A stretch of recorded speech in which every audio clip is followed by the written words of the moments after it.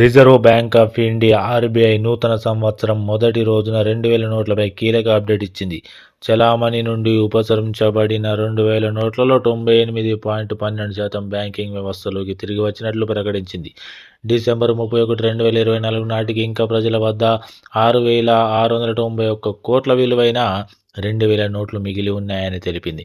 ఇది మే 19, 2023న నోట్ల రద్దు సమయంలో చలామణిలో ఉన్న మొత్తం విలువ 3,56,000 కోట్ల కంటే చాలా తక్కువని ఆర్బీఐ వెల్లడించింది.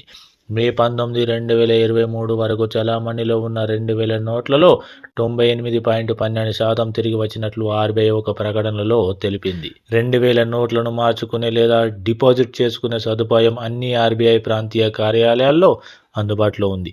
ఇక్కడ వ్యక్తులు లేదా సంస్థలు వారి దగ్గర ఉన్న 2000 నోట్లను బ్యాంకు ఖాతాలలో డిపాజిట్ చేయవచ్చు. ఆర్బీఐ కార్యాలయాలు అక్టోబర్ 9, 2023 నుండి డిపాజిట్ల కోసం 2000 నోట్లను స్వీకరిస్తూనే ఉన్నాయి. తమ ఖాతాలలో డిపాజిట్ చేయడానికి ఆర్బీఐ ఏదైనా ప్రాంతీయ కార్యాలయానికి ఇండియా పోస్ట్ ద్వారా నోట్లను పంపడానికి అనుమతించాయి. చలామణి నుండి ఉపసంహరించబడినప్పటికీ 2000 నోట్లు చట్టబద్ధంగా ఉంటాయి.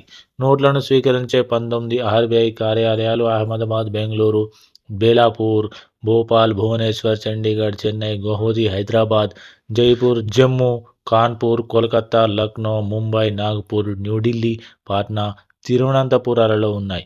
వీటిని సందర్శించి మీ దగ్గర ఉన్న 2000 నోట్లను మార్చుకోవచ్చు.